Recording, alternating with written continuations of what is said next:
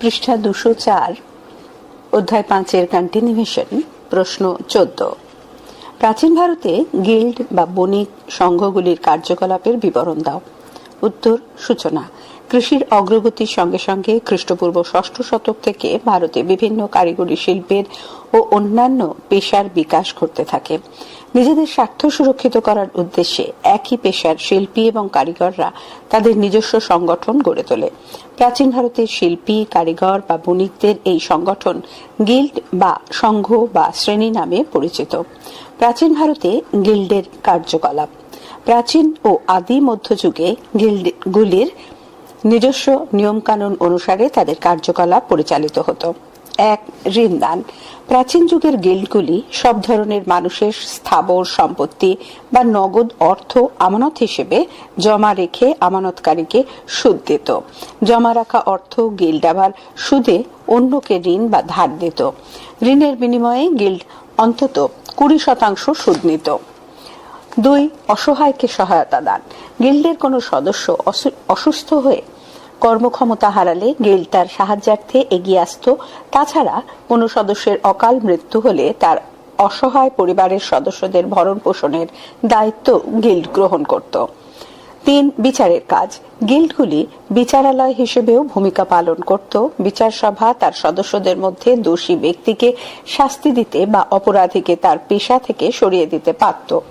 4. স্থানীয় শিল্প বাণিজ্যকে রক্ষা। গিল্ডগুলি স্থানীয় শিল্প ও বাণিজ্য রক্ষার দায়িত্ব পালন করত।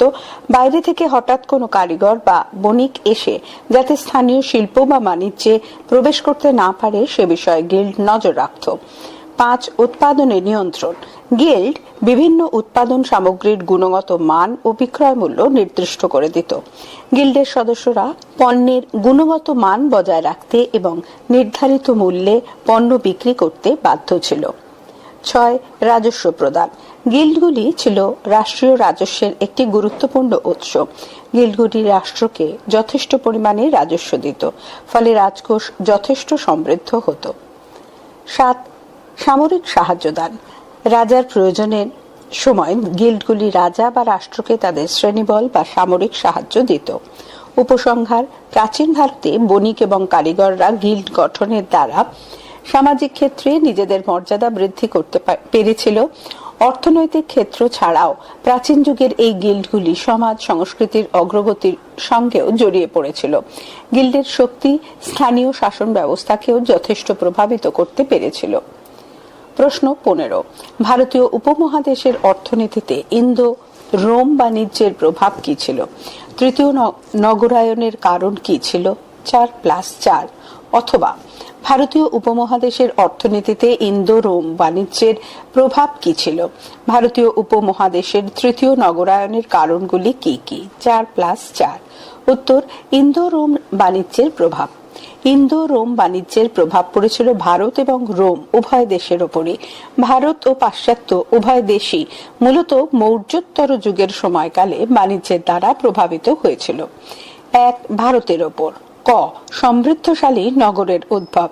ইন্দো রোম অর্থাৎ ভারত রোম বাণিজ্যের সুবাদে সাতবাহন শাসনাধীন দাক্ষিণাত্যে এবং কুষাণ শাসনাধীন উত্তর ভারতে বেশ কিছু সমৃদ্ধশালী নগরের উদ্ভব ঘটে। দক্ষিণ ভারতে উদ্ভব ঘটেছিল এমন কয়েকটি নগর হল অমরাবতী, পৈঠান, সোপারা, কাবেরীপত্তনম প্রভৃতি। উত্তর ভারতে উদ্ভব ঘটেছিল এমন কয়েকটি নগর হল মথুরা, বারাণসী, কৌশাম্বী। খ. শিল্প সংস্কৃতি। বাণিজ্যের ফলে রোমান শিল্প সংস্কৃতির দ্বারা ভারতীয় শিল্প সংস্কৃতির প্রভাবিত হয়। বিশেষত শিল্পের উপর গ্রিক রোমান শিল্প এবং স্থাপত্য শৈলীর যথেষ্ট প্রভাব পড়ে। ফলে ভারতে গান্ধার শিল্প নামে এক নতুন শিল্পরীতির উদ্ভব ঘটে। 2. রোমের ওপর। ক. চিকিৎসা বিজ্ঞানে। রোম ভারত বাণিজ্যের সুবাদে রোমে ভারতীয় চিকিৎসা বিজ্ঞান বিষয়ক ধারণার অনুপ্রবেশ ঘটে। ভারতীয়দের লতা গুল্ম ভিত্তিক ভেষজ চিকিৎসা বিজ্ঞানের পরিচয় জ্ঞান লাভ করে রোমানরা। খ. মশলার ব্যবহার। রোম ভারত বাণিজ্যের সুবাদে রোমের বণিকরা দক্ষিণ ভারত থেকে মশলা কিনে দেশে নিয়ে যেত। রোমে ভারতীয় মশলার বিশেষ চাহিদা ছিল। ভারত থেকে বিভিন্ন প্রকার মশলা রোমে রপ্তানি হওয়ার ফলে রোমানদের রন্ধন প্রণালী এবং খাদ্য তৈরিতে উল্লেখযোগ্য পরিবর্তন আসে। তৃতীয় নগরায়নের কারণ। প্রাচীন ভারতে সর্বপ্রথম হরপ্পা সভ্যতার যুগে নগর সভ্যতার সূচনা হয়। দ্বিতীয় পর্যায়ে ষোড়শ মহাজনপদের যুগে এবং তৃতীয় পর্যায়ে আদি মধ্যযুগের বহু নতুন নতুন নগরের উদ্ভব হয়। প্রাচীন ভারতে নগরের উদ্ভবের বিভিন্ন কারণ ছিল, যেমন এক গুরুত্বপূর্ণ কেন্দ্র গড়ে ওঠা। ডক্টর রামেশ্বরন শর্মার মতে সামরিক ছাউনি, প্রশাসনিক কেন্দ্র, যাতায়াতের কেন্দ্র, শিল্পী ও কারিগরদের বসবাস প্রভৃতি স্থানে জনসমাগম বৃদ্ধি পাওয়ার ফলে সেখানে ক্রমে নগরের বিকাশ ঘটে। পৃষ্ঠা 205। 2. ধর্মস্থানের আকর্ষণ। প্রাচীন ভারতে ধর্মীয় কারণে বিভিন্ন ধর্মস্থানগুলিকে কেন্দ্র করে নগর জীবন প্রতিষ্ঠিত হয়। শ্রাবস্তী, বারাণসী, গয়া, রাজগৃহ, নালন্দা, পাটলিপুত্র প্রভৃতি স্থানগুলির সঙ্গে বুদ্ধের ধর্মপ্রচার ও নির্মাণের বিষয় যুক্ত হয়ে এগুলি জনপ্রিয় নগরে পরিণত হয়। 3. কৃষি, বাণিজ্য ও শিল্পের বিকাশ। ডক্টর কৌশাম্বী ও ডক্টর শর্মা দেখিয়েছেন যে লোহার লাঙল ব্যবহারের ফলে কৃষিক্ষেত্রে উদ্বৃত্ত উৎপাদন সম্ভব হয়। উদ্বৃত্ত কৃষি পণ্যের ওপর ভিত্তি করে ব্যবসা বাণিজ্য ও কারিগরি শিল্পের সূচনা এবং এই কেন্দ্রগুলিতে জনসংখ্যা বৃদ্ধির ফলে সেখানে নগরের উন্মেষের পটভূমি তৈরি হয়। 4. রাজনৈতিক আধিপত্য। ঐতিহাসিক অমলানন্দ ঘোষ মনে করেন যে রাজতন্ত্রের সূচনার পর রাজা তার শক্তিকে কাজে লাগিয়ে কৃষকের উদ্বৃত্ত পণ্যের বড় অংশ দখল করে নেয়। এভাবেই গাঙ্গেয় উপত্যকায় রাজার রাজনৈতিক আধিপত্য বৃদ্ধি পায়। বিভিন্ন স্থানে রাজকীয় প্রশাসনিক কেন্দ্র প্রতিষ্ঠিত হয়। এই কেন্দ্রগুলি ক্রমে নগরায়নের পথ প্রশস্ত করে। প্রশ্ন 16। প্রাচীন ভারতের গিল্ডগুলির সাংগঠনিক কাঠামো কেমন ছিল? গিল্ডগুলির জনপ্রিয়তার কারণ কি ছিল? 4+4। উত্তর। প্রাচীন ভারতের গিল্ডের সাংগঠনিক কাঠামো। প্রাচীন যুগে ভারতে গিল্ডগুলি নিজেদের পেশাগত শ্রেণী স্বার্থ রক্ষা ও বাণিজ্য পরিচালনার উদ্দেশ্যে সুনির্দিষ্ট সাংগঠনিক কাঠামো প্রতিষ্ঠা করেছিল। 1. সংবিধান। গিল্ডের কার্যাবলী পরিচালনার জন্য তাদের নিজস্ব সংবিধান ছিল, যার নিয়ম কানুনগুলি রাষ্ট্রের স্বীকৃতি অর্জন করেছিল। গিল্ডের সব সদস্যকেই এই সংবিধানের নিয়ম কানুন এবং আচরণ বিধি মেনে চলতে হতো। কোনো সদস্য গিল্ডের নিয়ম কানুন অমান্য করলে গিল্ড তাকে বহিষ্কার করার মতো শাস্তি দিত, এমনকি তার সম্পত্তিও বাজেয়াপ্ত করতে পারত। 2. সদস্য পদ। কোনো ব্যক্তিকে গিল্ডের সদস্য হওয়ার জন্য সদস্য পদ প্রার্থীকে কোষ অর্থাৎ চারিত্রিক বিশুদ্ধতার প্রমাণ দিতে হতো। গিল্ডের নিয়মাবলী মেনে চলার বিষয়ে তাকে লেখক্রিয়া বা লিখিত প্রতিশ্রুতি দিতে হতো। নতুন সদস্যের পরিচিত কোনো মধ্যস্থ ব্যক্তিকে নতুন সদস্যের নির্ভরযোগ্যতার প্রমাণ হিসেবে থাকতে হতো। 3. সভাপতি ও পরিষদ। প্রতিটি গিল্ডের কাজকর্ম পরিচালনার জন্য বংশানুক্রমে নিযুক্ত একজন করে সভাপতি থাকতেন। তাকে প্রমুখ বা জ্যেষ্ঠক বা শ্রেষ্ঠীন বলা হতো। সভাপতির কাজকর্মে সাহায্য করার জন্য গিল্ডের প্রবীণ সদস্যদের নিয়ে গঠিত একটি ছোট পরিষদ থাকত। 4. গিল্ডের জোট। কোনো সময় একাধিক গিল্ড যুক্ত হয়ে একটি ঐক্যবদ্ধ সংগঠন তৈরি করত, যার প্রধানকে ভান্ডাগারিক বলা হতো। 5. তহবিল। প্রতিটি সদস্যের কাছে থেকে নিয়মিত চাঁদা সংগ্রহ করে গিল্ডের নিজস্ব এবং স্থায়ী তহবিল গড়ে উঠেছিল। কোনো সদস্য অন্যায় করলে তার শাস্তি স্বরূপ তার কাছ থেকে জরিমানা আদায় করেও গিল্ডের আয় হতো। 6. হিসেব রক্ষা। গিল্ডের আর্থিক লেনদেনের হিসেব রাখার জন্য একজন হিসেব অধীক্ষক থাকতেন। গিল্ডের অর্থ জমা রাখা এবং প্রয়োজনের সময় তা সরবরাহ করার দায়িত্ব পালন করতেন বিশ্বস্ত 3 জন মন্ত্রী বা দায়িত্বপ্রাপ্ত ব্যক্তি। 7. স্বাতন্ত্র। প্রতিটি গিল্ড নিজেদের স্বাতন্ত্র্য রক্ষার উদ্দেশ্যে নিজেদের পৃথক পতাকা, প্রতীক, শিলমোহর এবং সৈন্যবাহিনী রাখত। অন্য গিল্ডের সঙ্গে সংঘাতের সময় তারা এই সেনাদল ব্যবহার করত। 8. রাজতন্ত্রের সঙ্গে সম্পর্ক। রাজতন্ত্রের সঙ্গে গিল্ডের ঘনিষ্ঠ সম্পর্ক ছিল। গিল্ডের প্রধান রাজসভার উপস্থিত থাকতেন এবং নানা বিষয়ে রাজাকে পরামর্শ দিতেন। রাজা প্রয়োজনে গিল্ডের সৈন্যবাহিনীর সাহায্য নিতেন। গিল্ডের জনপ্রিয়তার কারণ। প্রাচীন ভারতে গিল্ডের জনপ্রিয়তার প্রধান কারণগুলি ছিল: 1. সুযোগ সুবিধা প্রাপ্তি। প্রতিষ্ঠার পর থেকে গিল্ডের মাধ্যমে বিভিন্ন পেশার মানুষ নিজ নিজ শ্রেণীর জন্য বিশেষ সুযোগ সুবিধা লাভ করতে থাকে। সদস্যরা গিল্ড থেকে পারিবারিক ক্ষেত্রেও নানা সাহায্য পেত। 2. পরিকাঠামোগত ব্যয় হ্রাস। গিল্ড বা সংঘের সদস্যরা কর্মক্ষেত্রে ঐক্যবদ্ধভাবে কাজ করার ফলে কারিগর এবং বণিকদের পরিকাঠামোগত বা প্রতিষ্ঠান চালানোর খরচ অনেক কম হতো। 3. আত্মমর্যাদা বোধ বৃদ্ধি। কারিগর, শ্রমিক বা বণিকরা গিল্ডের সঙ্গে যুক্ত থাকতে পেরে নিজ পেশার মানুষের একটি বৃহত্তর মিলন ক্ষেত্র যুক্ত থাকার আনন্দ লাভ করেছিল। ফলে ছোট বড় সব কারিগর বা বণিকেরই আত্মমর্যাদা বোধ বৃদ্ধি পেয়েছিল। 4. দাবি আদায়। গিল্ডের আয়তন এবং কর্মপরিধি ক্রমশ বাড়তে থাকায় বিভিন্ন পেশার সঙ্গে যুক্ত মানুষেরা তাদের দাবি দাওয়া আদায় করার একটি শক্তিশালী মঞ্চ পেয়েছিল। উপসংহার: গিল্ডের সংবিধান, নিয়মকানুন ও কাজকর্মের ক্ষেত্রে গণতান্ত্রিক রীতিনীতি রক্ষা করা হতো। গিল্ডের সদস্যদেরও সব বিষয়ে সমানাধিকার ছিল। গিল্ডের নিয়মিত সভা অনুষ্ঠিত হতো এবং এই সভায় সদস্যরা বাক স্বাধীনতা ভোগ করত। প্রশ্ন 17। প্রাচীন ভারতের গিল্ড বা সংঘগুলির কয়েকটি বৈশিষ্ট্য লেখো। গিল্ডের পতনের কারণ কি ছিল? 4+4। উত্তর: প্রাচীন ভারতে গিল্ডের বৈশিষ্ট্য। প্রাচীন ভারতে বিভিন্ন বণিক এবং বিভিন্ন পেশার কারিগর শিল্পীরা গিল্ড বা সংঘ গড়ে তুলেছিল। নারদ স্মৃতি, বৃহস্পতি স্মৃতি এবং অন্যান্য সূত্র থেকে গিল্ডের বিভিন্ন বৈশিষ্ট্য সম্পর্কে আভাস পাওয়া যায়। এর প্রধান বৈশিষ্ট্যগুলি ছিল: 1. নির্দিষ্ট পেশাগত ভিত্তি। বিভিন্ন পেশার সঙ্গে নিযুক্ত ব্যক্তিরা নিজেদের পৃথক পৃথক গিল্ড গড়ে তুলত। কামার, কুমোর, তাঁতি প্রভৃতি বিভিন্ন পেশার মানুষের পৃথক পৃথক সংঘ গড়ে উঠেছিল। পৃষ্ঠা 206। 2. কার্যকরী সংবিধান। কার্যাবলী পরিচালনার জন্য প্রতিটি পেশায় গিল্ডের নিজস্ব সংবিধান ছিল। গিল্ডের সকল সদস্য এবং সংবিধানের নিয়মকানুন ও আচরণ বিধি মেনে চলত। 3. নিজস্বতা রক্ষা। নিজস্বতা বজায় রাখার জন্য প্রতিটি গিল্ডের পৃথক পতাকা, প্রতীক, শিলমোহর ও সৈন্যবাহিনী থাকত। এতে গিল্ডের সদস্যদের সংঘ শক্তির প্রতি আস্থা বাড়ত। 4. সদস্যদের সহায়তা দান। গিল্ডগুলি সদস্যদের বিপদের সময় পাশে দাঁড়াতো, তাদের পরামর্শ দিত, সদস্যের পারিবারিক বিবাদের মীমাংসা করত, মৃত সদস্যের পরিবারের ভরণ পোষণের দায়িত্ব নিত ইত্যাদি। 5. অন্যান্য পদক্ষেপ। গিল্ডগুলি উৎপাদন ও বাণিজ্যের কাজ সচল রাখত, বিভিন্ন ব্যক্তির আমানত জমা রেখে ঋণ দিত, সরকারকে রাজস্ব প্রদান এবং সামরিক সাহায্য করত ইত্যাদি।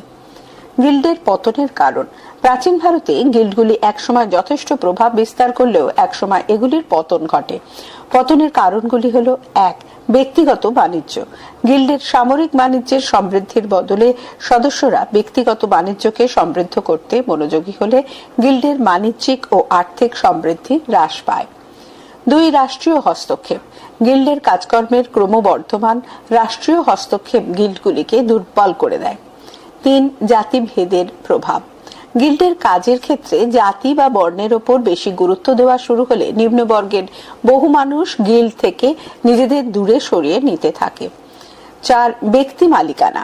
পূর্বে জমিতে রাজার অধিকার বেশি ছিল, পরে জমিতে ব্যক্তিগত মালিকানার প্রসার ঘটলে মানুষ ব্যক্তিগত কাজের দিকে বেশি নজর দেয় এবং গিল্ডের বাইরে স্বাধীন ও সচ্ছলভাবে জীবিকা নির্বাহের অধিকারী হয়। 5. কৃষির গুরুত্ব বৃদ্ধি। কৃষির অগ্রগতি এবং জমিতে কৃষকের মালিকানা বৃদ্ধির ফলে জমির কাজে ক্রমে বেশি সংখ্যায় কৃষক নিযুক্ত হতে থাকলে শিল্প বাণিজ্যে শ্রমিকের সংখ্যা কমে যায়, ফলে ব্যবসা ও গিল্ড উভয়ই দুর্বল হয়। 6. রোম ভারত বাণিজ্যের অবসান। ইতিহাসবিদ ডক্টর ডি কোসাম্বি মনে করেন যে রোমান সাম্রাজ্যের পতন ঘটলে ভারত রোম বাণিজ্য বন্ধ হয়, ফলে গিল্ডগুলি ভেঙে পড়ে এবং এর সদস্যরা বর্ণভিত্তিক উৎপাদনের কাজে যুক্ত হয়ে পড়ে বা দূরের গ্রামাঞ্চলে ছড়িয়ে পড়ে। উপসংহার: ডক্টর রমেশচন্দ্র মজুমদার গিল্ডগুলির প্রশংসা করে বলেছেন যে ইনভার্টেড কমার মধ্যে গুপ্ত যুগে গিল্ডগুলি শক্তির কেন্দ্র এবং সংস্কৃতি ও অগ্রগতির একটি আধার হয়ে উঠেছিল। দাঁড়ি এ যুগের গিল্ডগুলি যুগপৎ সমাজের শক্তি ও অলংকার ছিল। দাঁড়ি ইনভার্টেড কমা ক্লোজ। প্রশ্ন 18। প্রাচীন ভারতের এবং মধ্যযুগের ইউরোপের বাণিজ্যের একটি তুলনামূলক আলোচনা করো। উত্তর: প্রাচীন ভারতের এবং মধ্যযুগের ইউরোপের বাণিজ্যের তুলনা। প্রাচীন ভারতে বিভিন্ন যুগে কৃষি ও শিল্পের বিকাশের পাশাপাশি বাণিজ্যের যথেষ্ট বিকাশ ঘটেছিল। একইভাবে মধ্যযুগে ইউরোপেও বাণিজ্যের যথেষ্ট বিকাশ ঘটেছিল। নিচে ভারত ও ইউরোপের বাণিজ্যের মধ্যে একটি তুলনামূলক আলোচনা করা হলো। এখানে একটা টেবিল করে দেওয়া রয়েছে, যার তিনটে ভাগ। একদম বাঁদিকে বিষয়, মাঝখানে ভারতের বাণিজ্য, আর একদম ডান দিকে ইউরোপের বাণিজ্য। বিষয়ের নিচে 1, বাণিজ্যের সূচনা। ভারতের বাণিজ্যের নিচে, প্রাচীন ভারতে আজ থেকে অন্তত 5000 বছর পূর্বে সিন্ধু সভ্যতার যুগ থেকে বাণিজ্যের সূত্রপাত ঘটেছিল। ইউরোপের বাণিজ্যের নিচে, ইউরোপে ব্যাপক বাণিজ্যের বিকাশ শুরু হয় পশ্চিম রোমান সাম্রাজ্যের পতনের ব্র্যাকেটে 476 খ্রিস্টাব্দের পর। বিষয়ের নিচে 2, ধর্মের ভূমিকা। ভারতের বাণিজ্যের নিচে, প্রাচীন ভারতের বাণিজ্যের বিকাশে ধর্মের প্রত্যক্ষ কোনো ভূমিকা ছাড়াই প্রাচীনকালে ভারতের সঙ্গে পাশ্চাত্যের বিভিন্ন দেশের বাণিজ্যের যোগাযোগ গড়ে উঠেছিল। ইউরোপের বাণিজ্যের নিচে, মধ্যযুগে ইউরোপে বাণিজ্যের অগ্রগতির ক্ষেত্রে ধর্মীয় বিষয়, বিশেষ করে বিভিন্ন ক্রুসেড বা ধর্মযুদ্ধ গুরুত্বপূর্ণ ভূমিকা নিয়েছিল। বিষয়ের নিচে 3, নগরের ভূমিকা। ভারতের বাণিজ্যের নিচে, প্রাচীন ভারতে বাণিজ্যের বিকাশে বিভিন্ন নগর গুরুত্বপূর্ণ ভূমিকা নিয়েছিল। নগরগুলি বণিকদের বাসস্থান, পণ্যের লেনদেন, শ্রমিকের যোগান প্রভৃতির গুরুত্বপূর্ণ কেন্দ্র হিসেবে ভূমিকা পালন করেছিল। ইউরোপের বাণিজ্যের নিচে, মধ্যযুগে ইউরোপের নগরগুলিও সেখানকার বাণিজ্যের বিকাশে গুরুত্বপূর্ণ ভূমিকা পালন করেছিল। নগরগুলি পণ্য চলাচল, শ্রমিকের যোগান, বণিকদের বাসস্থান প্রভৃতির কেন্দ্র হিসেবে গুরুত্বপূর্ণ হয়ে ওঠে। বিষয়ের নিচে 4, গিল্ডের ভূমিকা। ভারতের বাণিজ্যের নিচে, প্রাচীন ভারতের বাণিজ্যের অগ্রগতির ক্ষেত্রে এখানকার বণিক এবং কারিগর শ্রমিকদের গিল্ডগুলি বিশেষ ভূমিকা গ্রহণ করেছিল। গিল্ডগুলি বাণিজ্যের কাজে পণ্যের যোগান, শ্রমিকের যোগান, পণ্যের মূল্যমান রক্ষা প্রভৃতি বিষয়ে গুরুত্বপূর্ণ ভূমিকা পালন করত। ইউরোপের বাণিজ্যের নিচে, মধ্যযুগের ইউরোপের গিল্ডগুলি বাণিজ্যের কাজে পণ্যের যোগান, শ্রমিকদের যোগান, পণ্যের মূল্যমান রক্ষা প্রভৃতি বিষয়ে গুরুত্বপূর্ণ ভূমিকা পালন করত। বিষয়ের নিচে 5, অভ্যন্তরীণ বাণিজ্য। ভারতের বাণিজ্যের নিচে, প্রাচীন ভারতে অভ্যন্তরীণ বাণিজ্যের বিকাশ ঘটেছিল। ভারতের বিভিন্ন প্রান্তের মধ্যে খাদ্যশস্য, বিভিন্ন ধাতু ও দামি পাথর প্রভৃতি আমদানি রপ্তানি চলত। ইউরোপের বাণিজ্যের নিচে, মধ্যযুগের ইউরোপের বিভিন্ন প্রান্তের মধ্যে, বিশেষ করে ইউরোপের পশ্চিম এবং পূর্ব অঞ্চলের মধ্যে অভ্যন্তরীণ বাণিজ্য চলত। পৃষ্ঠা 207। বিষয়ের নিচে 6, বৈদেশিক বাণিজ্য। ভারতের বাণিজ্যের নিচে, প্রাচীন ভারতের সঙ্গে স্থলপথে এবং সমুদ্রপথে বিভিন্ন দেশের বৈদেশিক বাণিজ্য চলত। পশ্চিম এশিয়ার বিভিন্ন স্থান থেকে ভারতে বস্ত্র, ওষুধ, টিন, কাঁচ, দামি পাথর, রং প্রভৃতি আমদানি করা হতো। ভারত থেকে বিভিন্ন দেশে রপ্তানি করা হতো হিরে, প্রবাল, তামা, লোহা, চন্দনকাঠ, সুতিবস্ত্র, মসলিন, হাতির দাঁত, নীলকান্তমণি, সুগন্ধি দ্রব্য, বনৌষধি প্রভৃতি। ইউরোপের বাণিজ্য। মধ্যযুগে ইউরোপের সঙ্গে বিভিন্ন দেশের বৈদেশিক বাণিজ্য চলত। আরব, মিশর, ভারত, চীন প্রভৃতি বিভিন্ন দেশে ইউরোপের বণিকরা পণ্য লেনদেনের উদ্দেশ্যে পৌঁছে গিয়েছিল। আফ্রিকা থেকে ইউরোপে কৃতদাস আমদানি করা হতো। বিষয়ের নিচে 7, পণ্য বিনিময়ের মাধ্যম। ভারতের বাণিজ্যের নিচে, প্রাচীন যুগে ভারতে প্রথম দিকে বিনিময় প্রথার মাধ্যমে পণ্য বিনিময় হতো।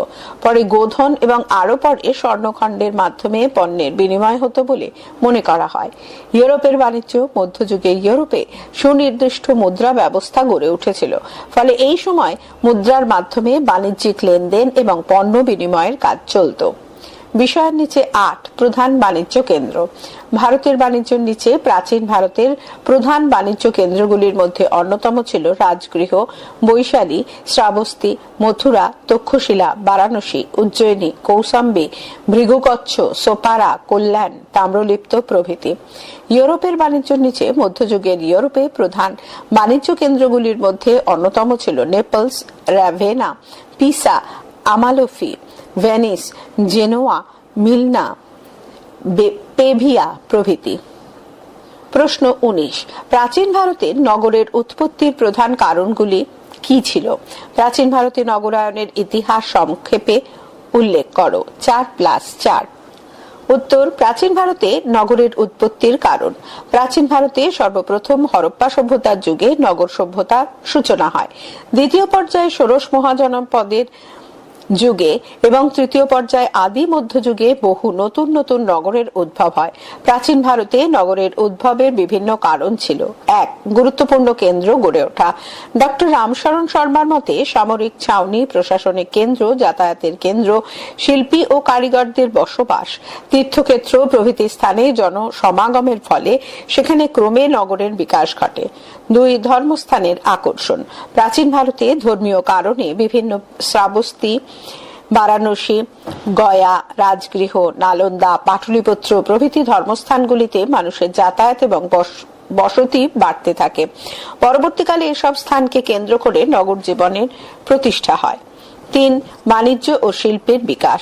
আবার ডক্টর কোশাম্বী ও ডক্টর শর্মা দেখিয়েছেন যে সে যুগের লোহার লাঙল ব্যবহারের ফলে কৃষিক্ষেত্রে উদ্বৃত্ত উৎপাদন সম্ভব হয়। উদ্বৃত্ত কৃষি পণ্যের ওপর ভিত্তি করে ব্যবসা বাণিজ্য এবং কারিগরি শিল্পের সূচনা সম্ভব হয়। ফলে শিল্প বাণিজ্যের কেন্দ্রগুলিতে জনসংখ্যা বৃদ্ধি পায়। সেই সব স্থানে এভাবে নগরের উন্মেষের পটভূমি তৈরি হয়। চার, রাজনৈতিক আধিপত্য। ঐতিহাসিক অমলানন্দ ঘোষ মনে করেন যে রাজতন্ত্রের সূচনার পর রাজা তার শক্তিকে কাজে লাগিয়ে কৃষকের উদ্বৃত্ত পণ্যের বড় অংশ দখল করে নেয়। এভাবেই গাঙ্গেয় উপত্যকায় রাজার রাজনৈতিক আধিপত্য বৃদ্ধি পায় এবং বিভিন্ন স্থানে রাজকীয় প্রশাসনিক কেন্দ্র প্রতিষ্ঠিত হয়। এই কেন্দ্রগুলি ক্রমে নগরায়নের পথ প্রশস্ত করে। প্রাচীন ভারতে নগরায়নের ইতিহাস। প্রাচীন ভারতে আনুমানিক 2350 খ্রিস্টপূর্বাব্দে হরপ্পা সভ্যতায় সর্বপ্রথম নগরের বিকাশ শুরু হয় এবং এরপর ধারাবাহিকভাবে নগরায়নের প্রক্রিয়া চলতে থাকে। এক, সিন্ধু সভ্যতা। ভারতবর্ষে সর্বপ্রথম নগরের সূচনা হয় আনুমানিক 2350 খ্রিস্টপূর্বাব্দে হরপ্পা সভ্যতার যুগে। অন্তত 500 বছর স্থায়িত্বের পর আনুমানিক 1750 খ্রিস্টপূর্বাব্দে এই নগর সভ্যতার পতন ঘটে। দুই, বৈদিক সভ্যতা। ঋক বৈদিক যুগে আর্যরা গ্রামীণ সভ্যতা গড়ে তুললেও পরবর্তী বৈদিক যুগে অহিচ্ছত্র, হস্তিনাপুর, কৌশাম্বী প্রভৃতি নগরের উত্থান ঘটে। পরবর্তী বৈদিক সাহিত্যে নগর, নগরীন প্রভৃতি শব্দের উল্লেখ আছে। তিন, প্রাক মৌর্য যুগ। প্রাক মৌর্য যুগে ভারতে যে ব্যাপক নগরায়ন ঘটে তাকে ভারতের দ্বিতীয় নগরায়ন বলা হয়। এই সময় বারাণসী, বৈশালী, রাজগৃহ, চম্পা, শ্রাবস্তী, কুশীনগর, পাটলিপুত্র প্রভৃতি নগরের উত্থান ঘটে। চার, মৌর্য যুগ। মৌর্য যুগের সর্বশ্রেষ্ঠ নগর ছিল মগধের রাজধানী পাটলিপুত্র। এছাড়া এ যুগে ভারতে কৌশাম্বী, তক্ষশিলা, শ্রাবস্তী, মথুরা, পুষ্কলাবতী, পুণ্ড্রবর্ধন প্রভৃতি নগরীর বিকাশ ঘটে। পাঁচ, মৌর্য পরবর্তী যুগ। মৌর্য পরবর্তী যুগে উত্তর এবং দক্ষিণ ভারতের বিস্তীর্ণ অঞ্চলে নগরায়নের প্রসার ঘটে। এই সময়কার উল্লেখযোগ্য নগরগুলি হল হস্তিনাপুর, পাটলিপুত্র, বারাণসী, কৌশাম্বী, মথুরা, উজ্জয়িনী, অহিচ্ছত্র, অবন্তী, কাঞ্চিপুরম, কান্যকুব্জ, কিষ্কিন্ধা, মাহিষ্মতি, নাসিক, সাকেত, শঙ্কিস্য, মাদুরা, কাবেরীপত্তনম, আকিয়ামেদু প্রভৃতি। ছয়, গুপ্ত যুগ। গুপ্ত যুগে নগরায়নের বিকাশ ব্যাহত হয় বলে অনেকে মনে করেন। এই সময় নগরের সংখ্যা ক্রমে হ্রাস পেতে থাকে। অবশ্য অবক্ষয় সত্ত্বেও অন্তত 600 খ্রিস্টাব্দ পর্যন্ত বেশ কিছু নগরের অস্তিত্ব বজায় ছিল। সাত, গুপ্ত পরবর্তী যুগ। গুপ্ত যুগের পরবর্তীকালে নালন্দা, বিক্রমশিলা, চন্দ্রকেতুগড়, তাম্রলিপ্ত প্রভৃতি নগরের উদ্ভব হয়। এগুলির কয়েকটি পাল যুগের অবসানের সময় অস্তিত্বশীল ছিল। পৃষ্ঠা 208। উপসংহার। ডক্টর রামশরণ শর্মা সপ্তম শতকের প্রারম্ভে ভারতে নগরের অবক্ষয়ের যে তত্ত্ব তুলে ধরেছেন তা ডক্টর ভাস্কর চট্টোপাধ্যায়, অধ্যাপক ব্রজদুলাল চট্টোপাধ্যায় প্রমুখ ইতিহাসবিদ সম্পূর্ণভাবে মেনে নেননি। তাদের মতে ওই সময়কালের মধ্যে ভারতের কিছু নগর অবক্ষয়ের সম্মুখীন হলেও এই অবক্ষয় সার্বিক ছিল না। প্রশ্ন 20। গুপ্তযুগে ভারতে নগরের অবক্ষয়ের কারণগুলি আলোচনা করো। প্রাচীন ভারতে নগরায়নের সুফল উল্লেখ করো। 4+4। উত্তর। গুপ্তযুগে নগরের অবক্ষয়ের কারণ। প্রাচীন ভারতে নগরায়নের ঐতিহ্য যথেষ্ট গৌরবোজ্জ্বল হলেও গুপ্তযুগ থেকে ভারতে নগরগুলিতে অবক্ষয় দেখা দেয়। এই সময় নগরের সংখ্যা ক্রমে হ্রাস পেতে থাকে। ইতিহাসবিদ ডক্টর রামশরণ শর্মা, বি.এন. যাদব প্রমুখ এই যুগে নগরায়নের অবক্ষয়ের বিভিন্ন কারণ ব্যাখ্যা করেছেন। 1 রাজকীয় পৃষ্ঠপোষকতার অভাব। মৌর্য পরবর্তী যুগে উত্তর ভারতে কুষাণ এবং দক্ষিণ ভারতে সাতবাহন সাম্রাজ্যের পতন ঘটার ফলে ভারতীয় ব্যবসা বাণিজ্য এবং নগরগুলি রাজকীয় পৃষ্ঠপোষকতা থেকে বঞ্চিত হয়। ফলে নগরের অবক্ষয় শুরু হয়। 2. বাণিজ্যের ক্ষতি। কুষাণ সাম্রাজ্যের পতনের পর পশ্চিম এশিয়ার সঙ্গে ভারতের বাণিজ্য বন্ধ হয়ে যায়। ফলে ভারতীয় অর্থনীতি ক্ষতিগ্রস্ত হয় এবং ভারতের নগরগুলিতে এর প্রভাব পড়ে। 3. সামন্ততান্ত্রিক প্রবণতা। খ্রিস্টীয় 3য় শতক থেকে উচ্চবর্ণের বিরুদ্ধে বৈশ্য এবং শূদ্ররা বিদ্রোহী হয়ে ওঠে। বিদ্রোহী অঞ্চল থেকে রাজস্ব আদায় করা কঠিন হয়ে পড়ে। ফলে রাজার আয় কমে যায়। ফলে রাজা তার কর্মচারীদের বেতনের পরিবর্তে ভূমিদান করতে থাকেন। এভাবে সামন্ততান্ত্রিক প্রবণতা বৃদ্ধি পায়, যা শিল্প, বাণিজ্য এবং নগর জীবনে অবক্ষয়ের পথ প্রস্তুত করে দেয়। বিরুদ্ধ মত। অবশ্য ডক্টর ব্রজদুলাল চট্টোপাধ্যায় প্রমুখ মনে করেন যে এই যুগে নগরের অবক্ষয় নয়, বরং সমৃদ্ধি ঘটেছিল।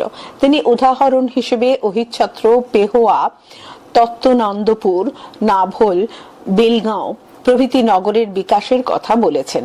প্রাচীন ভারতে নগরায়নের সুফল। প্রাচীন ভারতে নগরায়নের প্রসার ভারতীয় সমাজ ব্যবস্থায় গুরুত্বপূর্ণ পরিবর্তন এনেছিল। সমাজ জীবনে নগরায়নের অন্যতম সুফলগুলি ছিল: 1. শিল্প এবং বাণিজ্যের বিকাশ।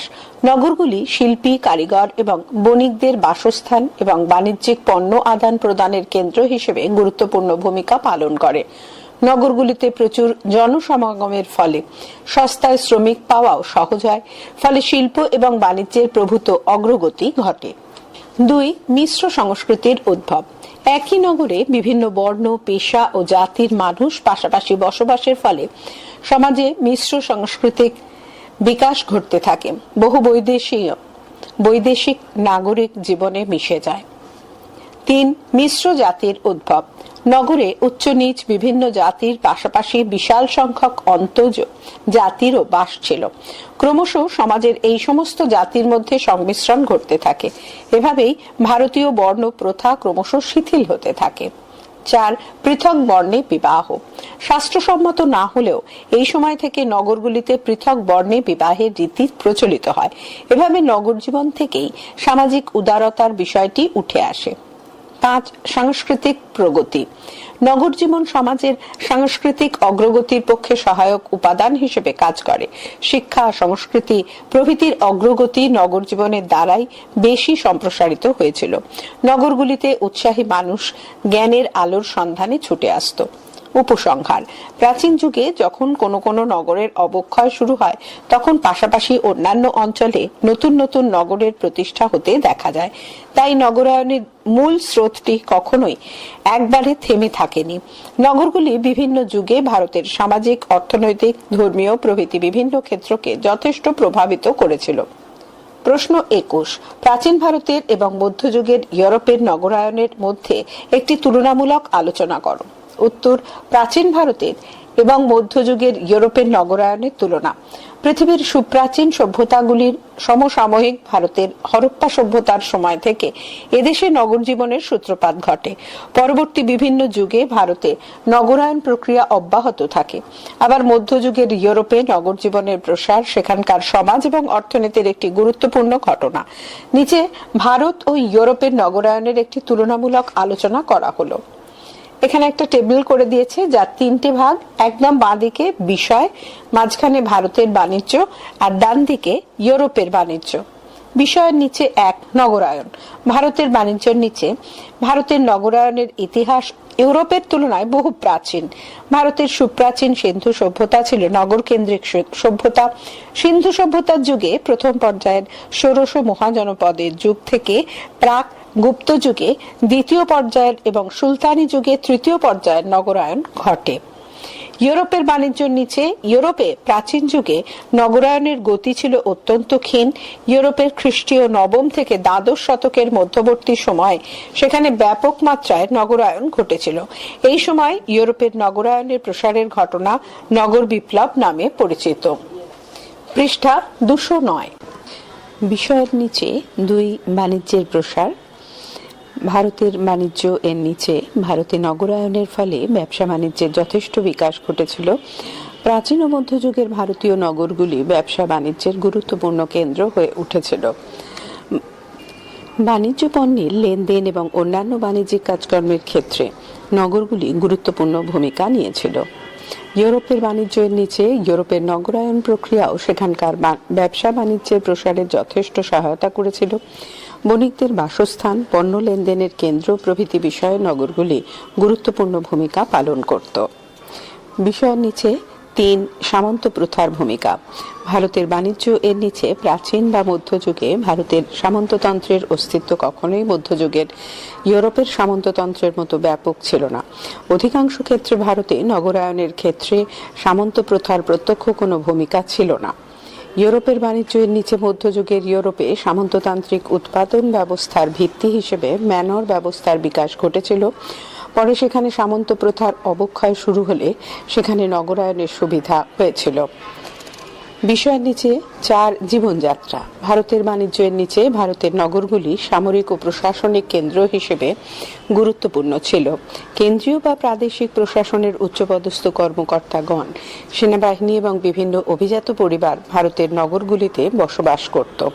তাই এখানে জীবনযাত্রার মান ইউরোপের নগরগুলির মতো এতটা নিম্ন ছিল না, তবে ধনী দরিদ্রের বৈষম্য কিছুটা ছিল।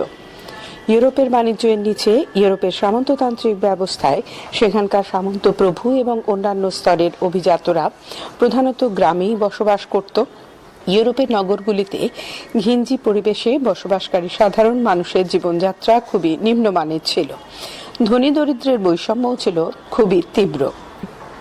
বিষয়ের নিচে 5 নিরাপত্তা।